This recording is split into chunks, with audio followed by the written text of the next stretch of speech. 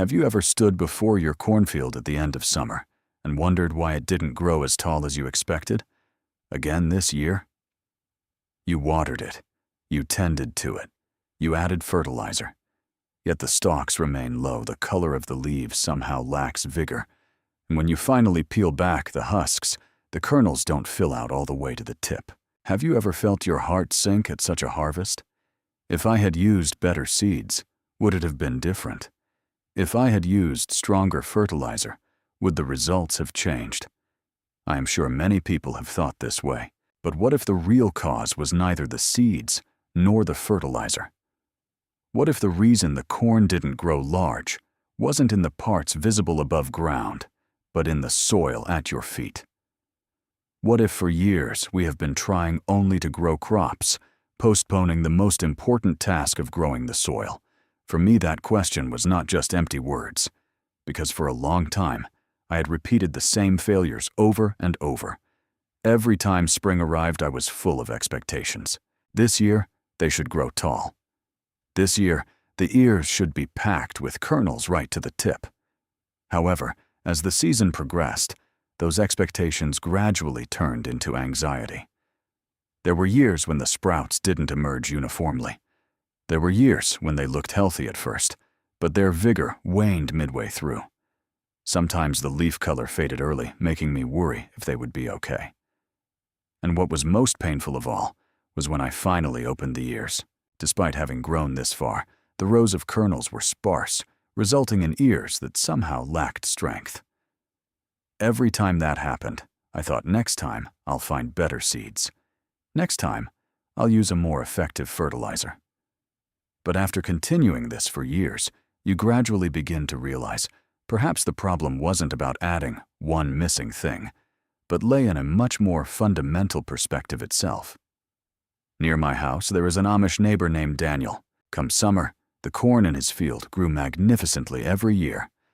The stalks were thick, the leaves were a deep green, and even when the wind blew, there was a certain settled strength about them. My field and his field received the summer's sunlight in the exact same way. What differed greatly was the mindset with which he faced his field. For a long time, I thought that to make corn grow large, I just needed to keep giving it what it needed from above. But in his field, there was no such rushed atmosphere. Rather, it was quiet, settled yet possessed a certain strength. The more I looked, the more mysterious it seemed. Why do his grow so steadily and splendidly every year? It's the same season. So why is there such a difference within me? That question grew larger with each passing year. One day, I took the plunge and asked Daniel, did he have a special method? Was there some secret technique? To me, holding such thoughts, he returned a very brief reply. You are trying to grow crops. I am growing the soil. The moment I heard that single phrase, words failed me, because it was so simple and so direct. Yet those brief words remained in my heart mysteriously long.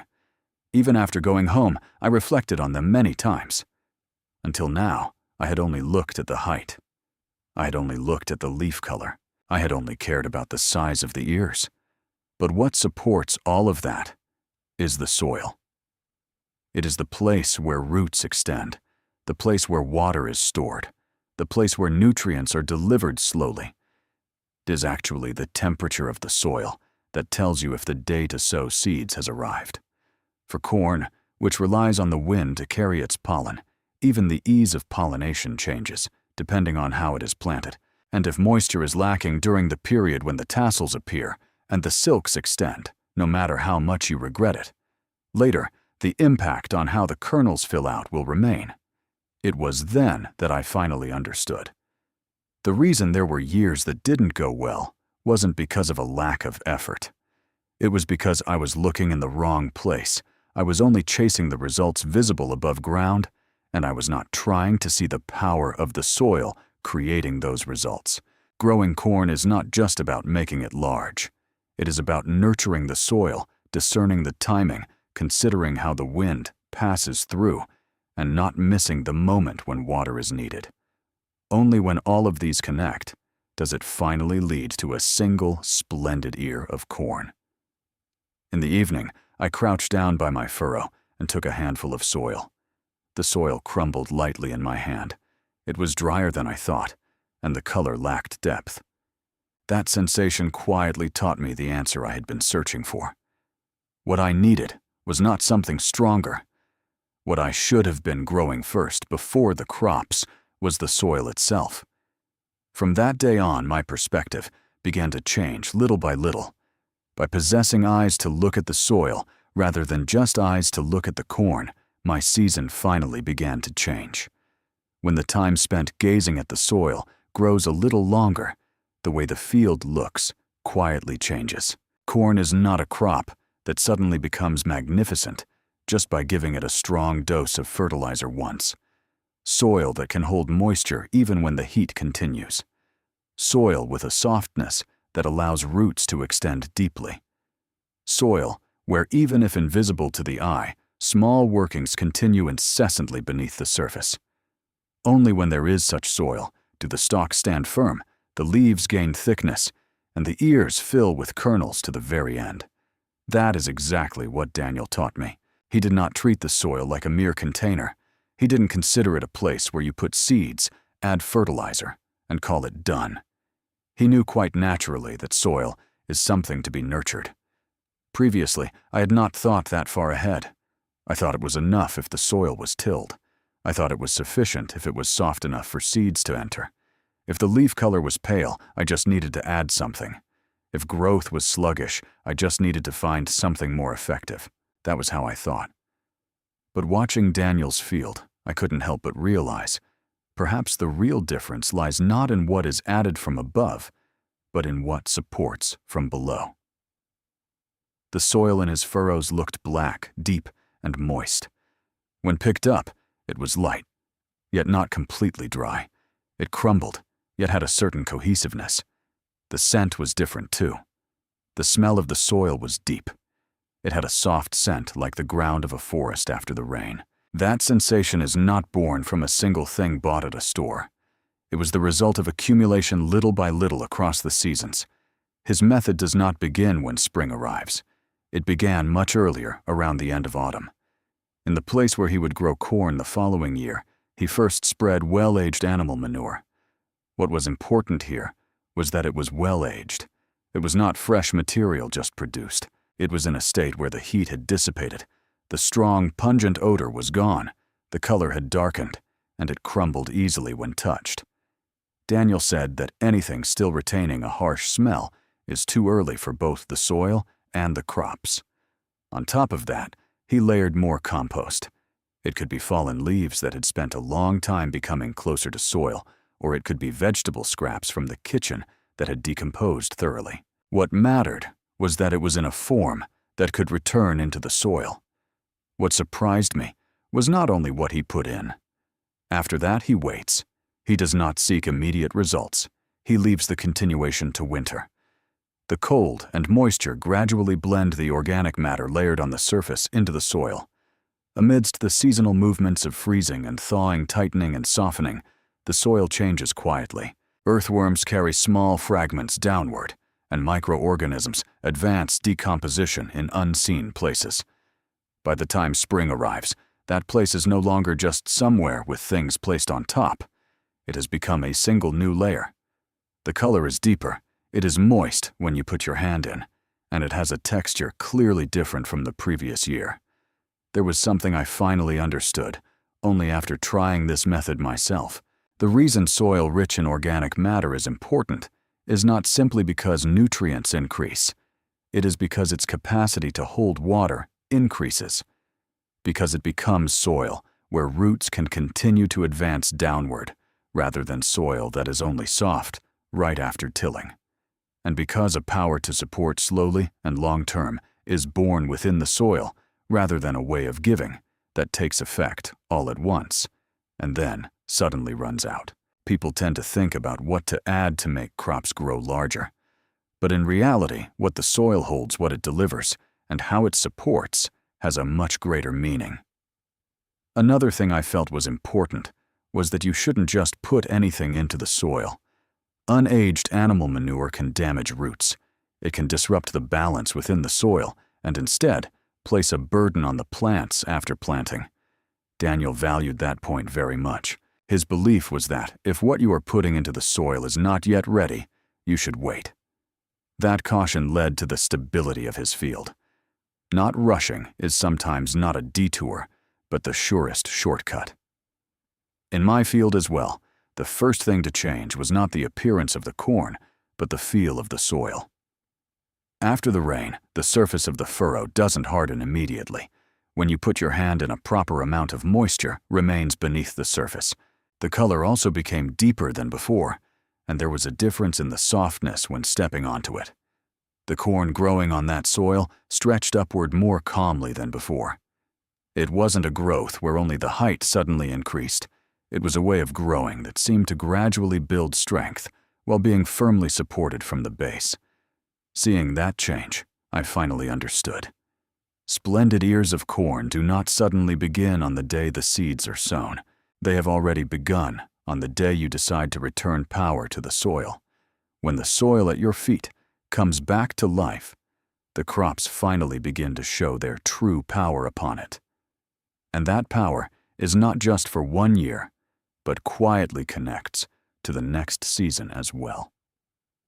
When power begins to return to the soil, your way of thinking about the day to sow seeds naturally changes as well. Previously, like many people, I made my judgment by looking at the calendar. I would sow seeds around the time I thought it would be safe while keeping the late frost dates in mind. That method seems seemingly not wrong. Having a clear date brings peace of mind and serves as a trigger to start something. But as I continued to watch Daniel's field, I gradually began to think about something else. It is that corn does not look at the date to germinate. What the seed feels inside the soil is not the mood of the air, but the temperature at its feet. A seed placed in soil that is still cold and damp does not think spring has arrived. It merely feels that it is too early to wake up, remaining placed in a heavy cold location. In such a state, even if it sprouts, its vigor tends to be weak, and it uses up unnecessary energy just to reach the surface. Daniel knew this well. When deciding the timing for sowing seeds, he first looks at the soil. He puts his hand into the morning soil to feel how much of the night's chill remains. Later, I learned that this same concept is valued in much gardening knowledge. It is said that for sweet corn, sowing after the soil has thoroughly warmed up makes the initial growth more stable, and a safe guideline is around 60 degrees Fahrenheit at a depth of about 2 inches. What was major for me was not the number itself, but that way of thinking. Seeds do not move based on the expectation that it will get warmer from now on. They can only move based on the soil conditions present right there, right now. If the first step is weak, the subsequent growth becomes like constantly trying to make up for a delay. However, what was important was not only the timing. The way of planting also held an equally large meaning. For years, I had planted corn in long rows, because it looks more like a farm that way, and somehow seemed like the correct form. Even when recalling images of vast farmlands, corn is lined up in long rows. Therefore, I thought it was natural to simply scale that down for a home garden. However, when Daniel asked me if I had ever considered how the wind passes through the field, I couldn't answer. I had never once thought seriously about that important matter until then. Corn is not a crop that relies on bees or butterflies for pollination. The wind carries the pollen. Only when the pollen spilling from the tassels at the tips of the stalks reaches the silks of the ears below does each individual kernel grow. In other words, one strand of silk is connected to one kernel. If pollen does not reach a silk, no kernel will form there. When I truly understood this mechanism, I remembered the ears with sparse tips that I had seen so many times in my own field. That wasn't bad luck. It was the result of unsuccessful pollination. In a planting method of a single long, narrow row, it is easy for the wind to carry the pollen straight out of the field. Even if it looks tidy for the pollen, it tends to become a shape it merely passes through. Daniel didn't do that. He planted in blocks as close to a square as possible. It was a shape where at least 3 to 4 short rows were lined up together. If he had space, he would make it even wider. When you do that, even if the wind carries the pollen, much of it tends to remain within the planting. The pollen from one plant is more likely to reach the silks of a neighboring plant. If the probability of pollination increases, the kernels are more likely to fill out to the tip of the ear. When I heard this explanation, I was surprised. At the same time, I thought about how many important opportunities the planting method I had taken for granted, until now, had missed. So I changed the way I made my furrows. I stopped drawing straight long lines and adopted an arrangement conscious of blocks. I ensured enough width between rows to enter for tending, but avoided making them too wide. I also made sure the distance between plants wasn't too far, aiming for a degree where the leaves overlapped moderately. By doing so, shade is created on the ground surface, making it harder to dry out, and it becomes a shape that mutually assists in terms of pollination as well. The change looked very small. Only the position where the seeds were dropped had changed. However, that difference became clearly apparent at the time of harvest. The kernels lined up beautifully to the tips of the ears, and sparse empty spaces decreased far more than before. The weight when holding it in my hand also felt somehow fulfilling. From that time on, for me, sowing seeds was no longer just a task to do in spring. It became a time to consider not whether I could sow today, but whether the soil was already warm, how the wind would pass through this field, and whether the plants could help each other in that arrangement. Rich soil creates the foundation, the perfect timing awakens the seeds, and the correct planting method supports pollination. I finally understood that only when that flow connects does corn grow without needlessly losing its power. Good ears of corn are not made by chance. How much you can imagine before sowing greatly changes the landscape of that season. When the timing for sowing aligns, the planting method is set, and the seedlings begin to grow straight. The air in the field changes slightly. From here on is a period that at first glance looks like smooth sailing itself. The leaves spread, the stalks grow taller day by day, and the entire furrow gains momentum. Looking from a distance, it might seem sufficient to just watch over them as they are. However, it is actually around this time that major changes are occurring inside the corn.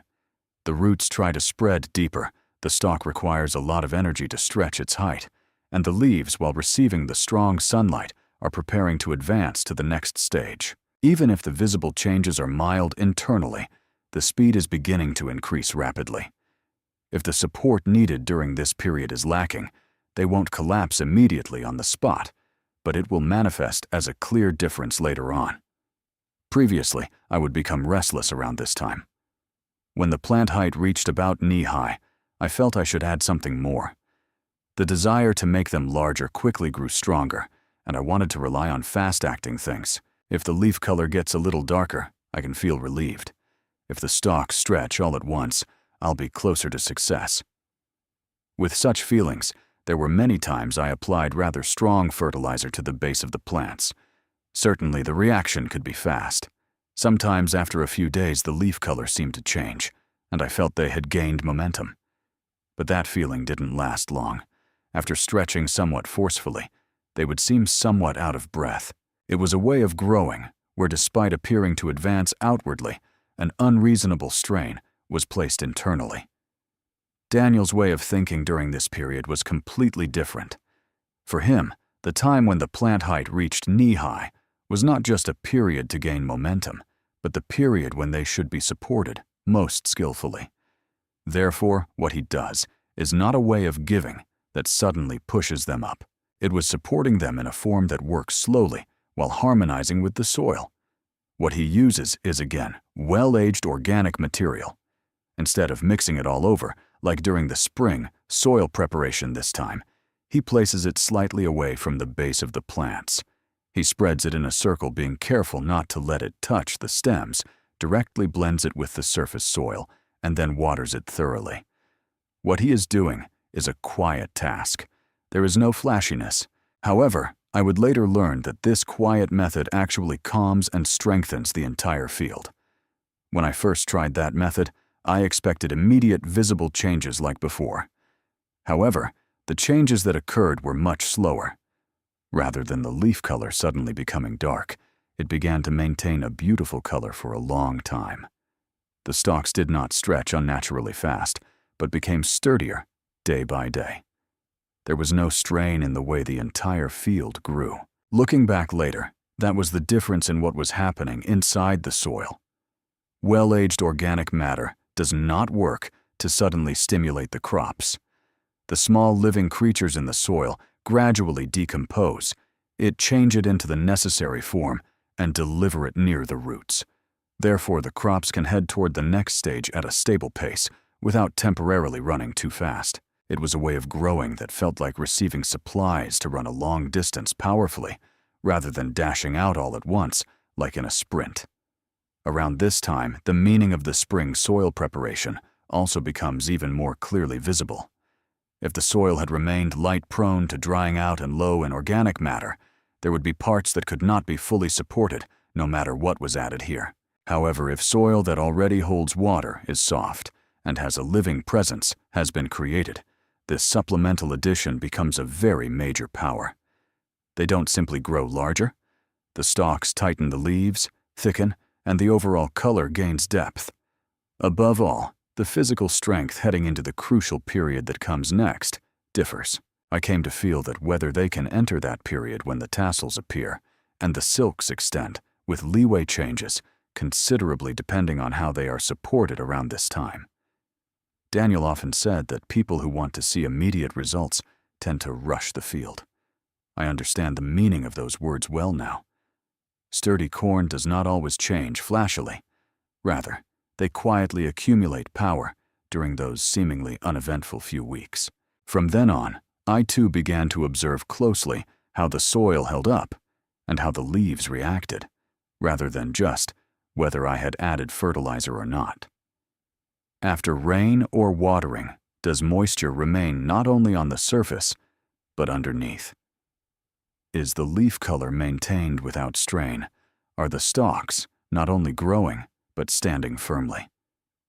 Watching such things makes me feel like I am conversing with the field. It brings me closer to the sensation of supporting rather than growing. And when the plant height stretches significantly and the field begins to take on a summer-like thickness, I always started to feel a little nervous, because from here on, the tassels and silks appear entering the time when the quality of that year's ears is truly decided. All the preparation up to this point, the soil building, the sowing, the planting method has accumulated for this moment. That is exactly why it becomes clear what mustn't be overlooked next: how soil moisture moves in the heat. When I learned that a difference of just a few days affects even every single kernel inside the ear, I finally felt that my eyes for looking at the field had deepened yet another level. When the height of the corn has grown sufficiently and the tassels begin to appear clearly at the tips of the stalks, the air in the field changes slightly again. Looking from the outside, it might be the most visually impressive period. The leaves spread large, the entire furrow is filled with deep green, and every time the wind blows, the dry sound of the leaves softly overlaps. Once they grow this far, a feeling of wanting to feel relieved emerges. They have height. The leaf color isn't bad. The stalks haven't fallen over. Now I just want to think that all that's left is to wait for the ears to fatten up. However, Daniel always said that this is exactly the time you must not let your guard down, because even if things look smooth on the outside, the few days and weeks from here on greatly influence how the ears fill out that year. I too didn't think that deeply in the past. I thought that once the tassels appeared, things would just proceed naturally. However, in reality, I was taught by the field many times that it is precisely during this period that the difference in water and observation clearly manifests. Corn is pollinated by the wind. Only when pollen falling from the tassels reaches the silks of the ears does fruit set. It is easy to say in words, but the mechanism is very delicate. The silks must still be fresh and in a state where they can sufficiently receive pollen. The pollen must fall properly.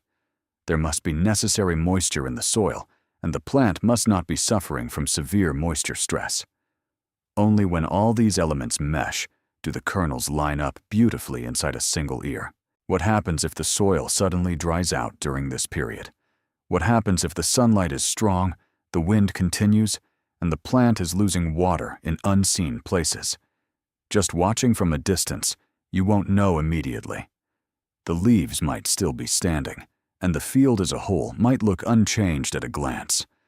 However, when you peel the husks later, the impact of those few days quietly appears as empty spaces toward the tips or disordered rows of kernels. After experiencing that, I no longer considered watering as just a chore. I came to think that the moisture specifically around the time the tassels and silks appear is deeply connected to the harvest of that year. Daniel had a habit of walking the field every morning. It wasn't to do anything special. He just walked and observed. However, within that casual habit, I learned the true way to look at a field.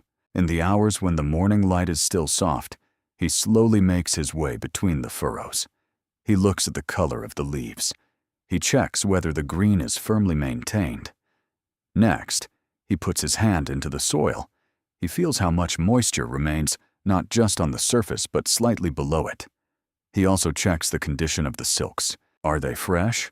Are they drying out too quickly? Have they been chewed by something? He also observes whether the tassels are opening evenly and if the overall posture of the plant is free of strain. And he keeps an eye out for small insects on the undersides of leaves or around the ears. Because even if they don't cause major damage immediately, there are some that damage the silks or disrupt the plant's condition. At first, seeing that habit, I thought he didn't have to go that far. In the midst of busy daily life, I felt it would be difficult to make time to look so closely. However, trying it myself, my mind changed. I learned that a 10-minute patrol in the morning could reduce hours of worry and effort later on. Changes in a field rarely happen all at once. Leaf color does not change dramatically in one day. But if you look for 3 days in a row, you can notice that the depth has faded slightly. The surface of the soil might still look fine, but when you put your hand in, you might find that the moisture inside is beginning to run low. Silks that were glossy until yesterday might look a little dry today. Whether you can find such small changes up close and early on greatly changes the subsequent results. You don't act after the problem has grown large. You can take measures while it is still as small as a shadow. That was the meaning of walking every morning. Since acquiring this habit, even my feelings toward the field have changed. Previously, I had a strong sense of responding when something abnormal occurred, but that is not the case now. Rather than frantically adding water after the leaves have curled, I became able to notice the dryness of the soil before that happens. Before opening the ear and being disappointed by the many empty spaces, I became able to sense the condition of the silks and the lack of moisture. The field is silent, but it is not as if it isn't speaking. It constantly emits small signs that can be understood if you look. Whether you can receive those signs depends on whether you get close to it. Walking between the furrows every morning, even for just a little while, was not a mere patrol. It was a time to listen to the voice of the field. Eventually, when the color of the silks changes little by little and the ears begin to swell inside, I finally feel the tension leave my shoulders. That is not the confidence of having done it perfectly. It is the reassurance of having been properly by the field's side during the crucial period, not overlooking the dryness of the soil, trying to see the small changes. I now clearly understand that the accumulation of those actions will return later as the weight of the ears. And beyond that, there is one last thing to prepare: how to pleasantly support the flow of the field that has been built up to this point, all the way to the end. When thinking about that finishing touch, I feel anew every year that this field is not something that ends with just one season, but quietly connects to the next year as well. When the color of the silks deepens little by little, and the contents of the ears fill out day by day, a stillness different from before is born in the field. It is an atmosphere somewhat settled, different from both the tension when the seeds were sown and the taut presence during the period of tassels and silks. However, within that stillness, there is a weight as if everything that has accumulated during this season is gathered together. The fully aged organic matter put in at the end of autumn, the unseen changes progressing in the soil while overwintering, waiting until the soil temperature rose sufficiently before putting down the seeds, changing the planting method so the pollen would easily remain within the furrows, rather than rushing them when the stalks were stretching, lending power to support them slowly, walking every morning to see the leaf color soil, moisture, and the condition of the silks. When this time comes, it is well understood that none of these were separate contrivances, but were connected in a single flow. What Daniel taught me was not in the end superficial tricks for growing corn well.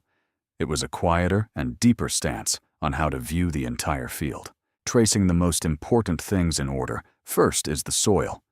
If the soil is not alive, no matter how good the seeds are, no matter how much effort you put in, the crops will strain somewhere. It must be soil that holds organic matter, retains water moderately, and possesses a softness that allows roots to enter deeply. Within that soil, small workings must continue incessantly. That becomes the initial foundation. What comes next is the timing of sowing seeds. People want to move according to schedules, but what the seeds look at is not the date, but the condition of the soil. Seeds welcomed into sufficiently warmed soil experience no strain from the very first step. Onto that, a planting method suited for crops, pollinated by the wind, is layered. Not long, single rows, but creating blocks where pollen can easily travel back and forth within the furrow. Doing so greatly changes the number of kernels that enter each individual ear. Furthermore, during the period when the stalks stretch significantly, an approach of supplementing that works with the soil is important, rather than a method that suddenly pushes them up.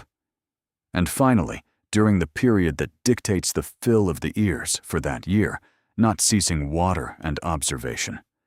When laid out like this, none of them are special magic. However, if even one is missing, the field will suffer the consequences somewhere. Conversely, when this flow aligns, the field responds very honestly. My past self was searching for something more decisive, something like a final addition that would change everything. I still understand that feeling well. That is exactly why when Daniel taught me about compost tea, I braced myself a little. I thought this must be the secret, but he didn't treat it that way. He used compost tea as something to gently lend power to the flow of the soil that was already in order. Put well-aged compost in a large container, mix it with water, and let it quietly draw out over a few days.